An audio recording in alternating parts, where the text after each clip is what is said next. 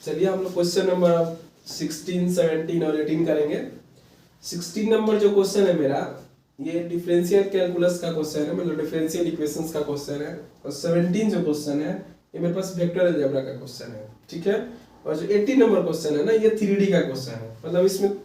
3D factor और आपके पास differential calculus तीनों का तीनों टाइप का क्वेश्चन इसमें आपको मिल जाएगा। कंसेप्ट भी हम आराम से आपको दे देते हैं, बहुत अच्छा कंसेप्ट। तो क्वेश्चन नंबर 16 में क्या है, तो 16 में बहुत सिंपल क्वेश्चन है, मतलब इसमें क्या है कि इसका वैल्यू को वहां पुट कर देना है और जो रिजल्ट आएगा वो ऑप्शन में जो होगा वही मेरे पास आंसर आ जाएगा। तो उसमें एक चीज समझना है कि कोई डिफरेंशियल है y, मतलब इक्वेशन है कि y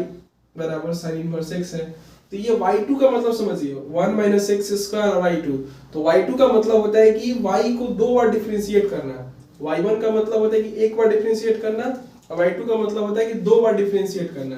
तो y2 का मतलब दो बार डिफरेंशिएट करना, तो यहाँ से समझिए क्या कर लेते हैं हम लोग,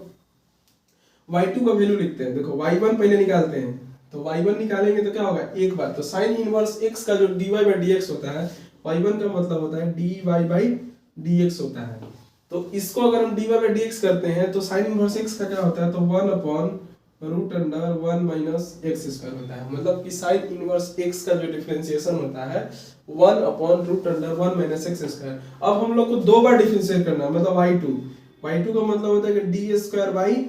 dx स्क्वायर, ये चाहिए। तो y2 का वैल्यू अगर हम बनाते हैं, ठीक है, y2 का वैल्यू लिखते हैं,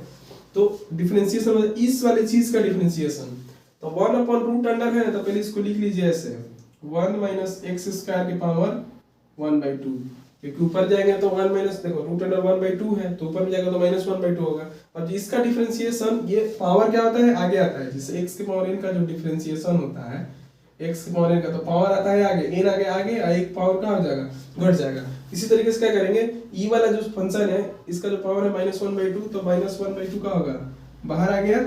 और अंदर वाला क्या होगा 1 माइनस एक्स स्क्वायर, पावर बढ़ गया -1/2 और -1, मतलब एक पावर घट जाएगा। और जो ये तो x है नहीं 1 माइनस एक्स, तो इसका भी हम लोग डिफरेंशिएशन करेंगे, मतलब डी बाई डी एक्स निकालना हमको, इसका 1 माइनस एक्स स्क्वायर का भी डिफरेंशिएशन निकालना पड़ेगा, ठीक है। तो अब देखिए क्या हो जाएगा,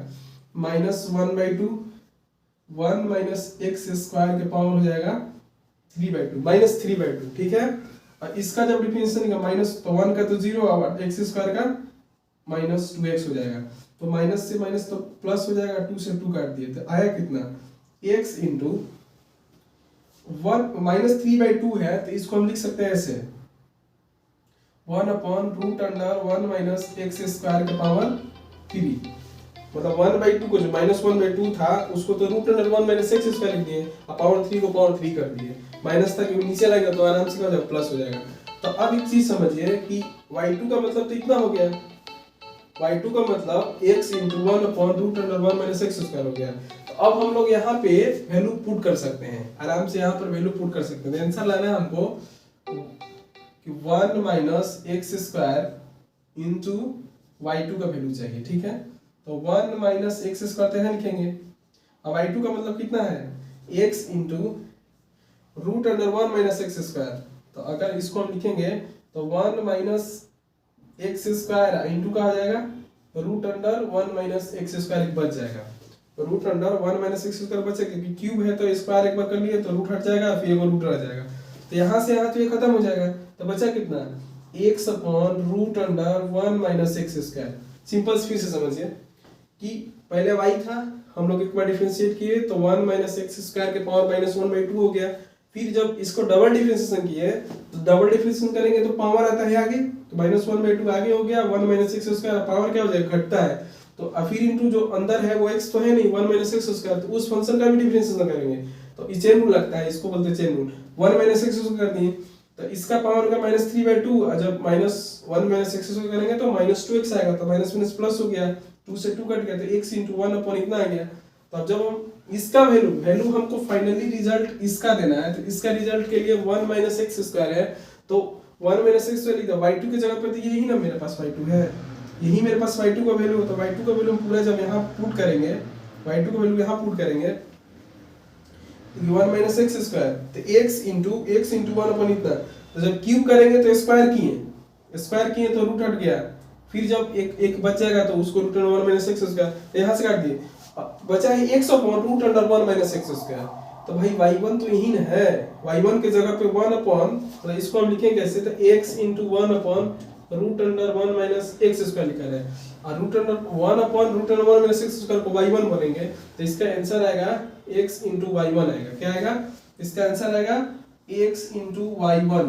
मतलब इसका डिफरेंशियल इक्वेशंस का जो आंसर देने वाला है x इंटू y1, तो ऑप्शन नंबर ए करेक्ट हो जाएगा। बहुत अच्छा सवाल था ये, इसमें बहुत सारा बढ़िया बढ़िया कॉन्सेप्ट यूज हुआ है, चेन रूल भी हम लोग लगा लिए, डिफरेंशियल साइन इनवर्स x का जो d बाई dx होता है ये भी हम लोग सीख लिए, डबल डिफरेंशिएशन में चेन रूल भी सीख लिए। ऐसे चलिए अब क्वेश्चन नंबर 17 करेंगे, उसको मिटा लेते हैं, मिटा लेते हैं।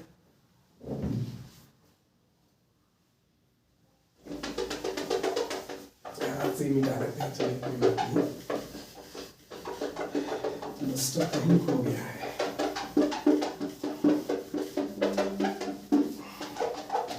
चलिए इतना में हो जाएगा, ठीक है। तो क्वेश्चन में जो 17 है तो वेक्टर का क्वेश्चन है। वेक्टर में हमको ए वेक्टर वी वेक्टर का देखिए, two vector a vector v vector है, ए वेक्टर का मैग्नीट्यूड भी दिया है, वी वेक्टर का भी मैग्नीट्यूड दिया है, हमको ए डॉट बी भी दिया है, हमसे पूछा है a dot a minus two b का वैल्यू पूछा है, determinant of a vector minus two vector का वैल्यू पूछा है। तो जब भी आपको इस तरीके का क्वेश्चन हो ना, तो इस वाले चीज को समझ लीजिए कि मान लीजिए इसको P मान लीजिए, मतलब आपको P का वैल्यू जनरली हमको किसका वैल्यू फाइंड करना है, तो P का वैल्यू फाइंड करना है। तो एक चीज हम जानते हैं कि किसी वेक्टर का अगर स्क्वायर कर दे तो होता है a डॉट ए, मतलब डॉट प्रोडक्ट हो जाएगा, ठीक है। अगर कोई वेक्टर है उसका अगर स्क्वायर करते हैं तो उसका मतलब a डॉट ए, तो इसका अगर हम क्या कर लेते हैं, बोथ साइड स्क्वायरिंग कर लेते हैं, तो स्क्वायर करेंगे तो इसको स्क्वायर, अब ये क्या हो जाएगा ना, a vector minus 2b vector का जो होल स्क्वायर हो गया, इसको हम लिख सकते हैं ऐसे, a vector minus 2b vector dot a vector minus 2b vector, मतलब सेम वेक्टर को दो बार लिख देंगे, इधर हमारा p स्क्वायर है, हमको p का वैल्यू फाइंड करना है लास्ट में, ध्यान रखिएगा हमको p का वैल्यू फाइंड करना है। तो अब हम लोग डॉट प्रोडक्ट तो आसानी से, तो a डॉट a हो जाएगा, तो मैग्नीट्यूड ऑफ a का स्क्वायर लिख देंगे। अब a में जब माइनस 2b से होगा तो कुछ नहीं, तो 2 इंटू a डॉट b लिख देंगे माइनस, और 2 into b dot a dot b dot a बराबर होता है, तो सिंपल सा वही लिख लेंगे, 2 इंटू इसको a डॉट b लिख लेंगे, और माइनस माइनस प्लस, 2 में 2 से मल्टीप्लाई होगा तो 4, और b में b डॉट होगा तो मैग्नीट्यूड ऑफ b का स्क्वायर बराबर p स्क्वायर। हमको फाइंड करना है p, तो हमको ध्यान रखिएगा मैग्नीट्यूड ऑफ a स्क्वायर आपको पता है, तो 2 दिया है, तो 2 का स्क्वायर कितना होगा, 4 होगा, माइनस a डॉट b का वैल्यू भी पता है, तो 4 दिया है, माइनस 2 इंटू 4 लिख देंगे, माइनस प्लस ही ना 4 इंटू मैग्नीट्यूड ऑफ b का वैल्यू, शायद मैग्नीट्यूड ऑफ b का वैल्यू 3 दिया है, तो 3 का स्क्वायर कितना आएगा, 9 होगा। जब p स्क्वायर है तो p स्क्वायर को p का वैल्यू फाइंड करना है, तो देखिए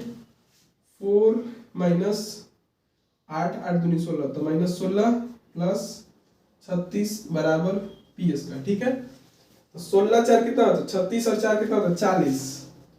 40 माइनस 16 बराबर p स्क्वायर, तो फिर p का वैल्यू हो जाएगा 24 बराबर p स्क्वायर है, 24 बराबर p स्क्वायर, वैल्यू चाहिए p का, तो p का वैल्यू आएगा स्क्वायर, तो प्लस माइनस रूट अंडर 24, तो 2 रूट 6 हो जाएगा, प्लस माइनस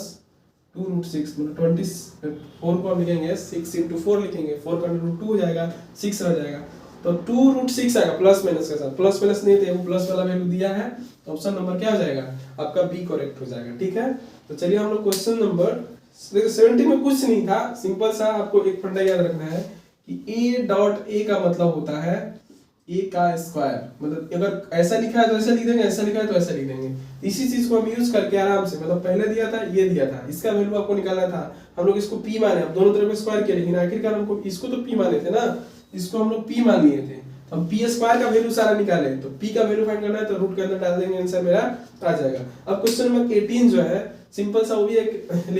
लाइन का ही है, 3D वेक्टर का क्वेश्चन है, वो भी सिंपल आसानी से कर सकते हैं।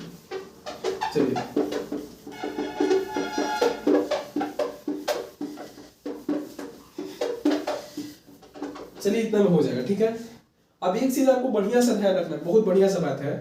कि जब 2 पॉइंट रहता है ना, तो लाइन का इक्वेशन कैसे लिखते हैं, 2 पॉइंट फॉर्म आपको सिखाए होंगे कोई भी टीचर, जहां पढ़े होंगे आप लोग, हम जहाँ पढ़ा है हम भी बताए हैं कि अगर दो पॉइंट है, P is a point on the line joining the point, मतलब इन दोनों पॉइंट को मिलाने पर जो लाइन बन रहा है, जैसे A कोई पॉइंट है, A पॉइंट क्या है 0 5 -2, अब B कोई पॉइंट है, ठीक है, B पॉइंट कितना है तो 3, -1, 2, A पॉइंट है 0 5 -2 और B पॉइंट है 3 -1 और 2 दिया है। अब इन दोनों लाइन को मिलाने पर, ठीक है, P इज द पॉइंट, इन दोनों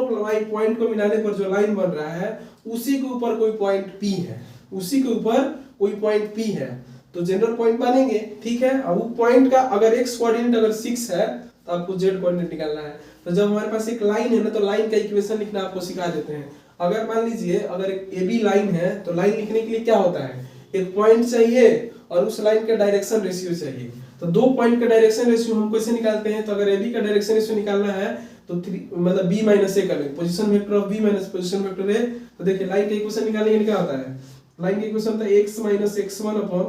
ठीक है, A upon y - y1 upon B upon z - z1 upon C। तो ABC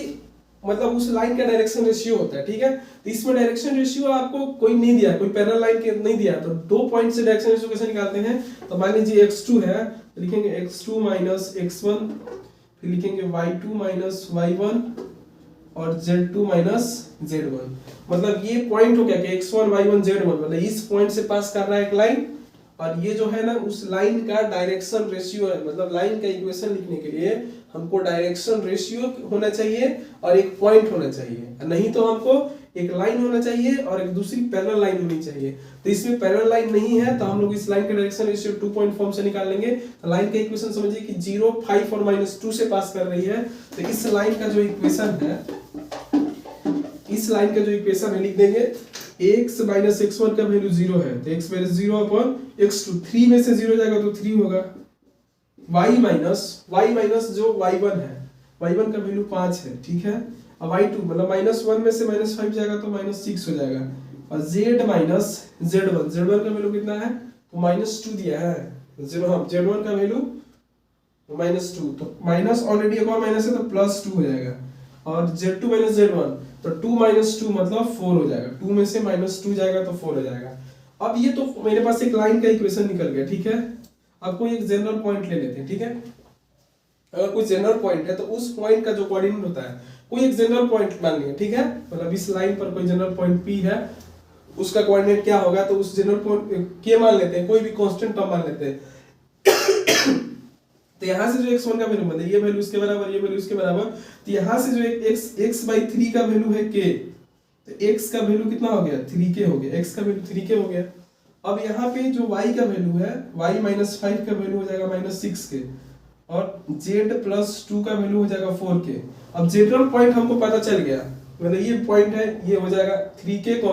-6k + 5 और 4k - 2, ये पॉइंट हमारा P का कोऑर्डिनेट निकल गया। तो P का जो x कोऑर्डिनेट है ना, P का जो x कोऑर्डिनेट है हमको 6 दिया है, तो x के जगह पे हम लोग 6 लिखेंगे, तो 6 = अगर 3k लिखेंगे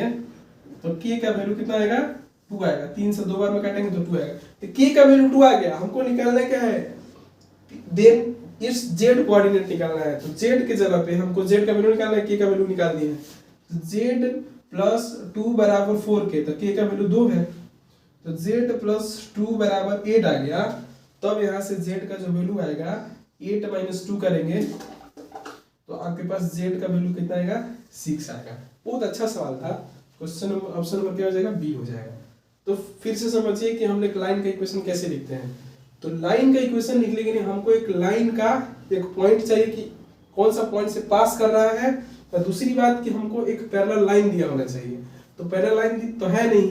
पैरेलल लाइन होता तो उसका डायरेक्शन रेशियो वहां से लिख लेते हैं, लेकिन हमको डायरेक्शन रेशियो अगर इसी लाइन का लिखना है तो हम लोग 2 पॉइंट फॉर्म से जानते हैं कि अगर हमारे पास x1 x2 x1 y1 और z1 x2 y2 और z2 रहेगा तो डायरेक्शन रेशियो होता है x2 - x1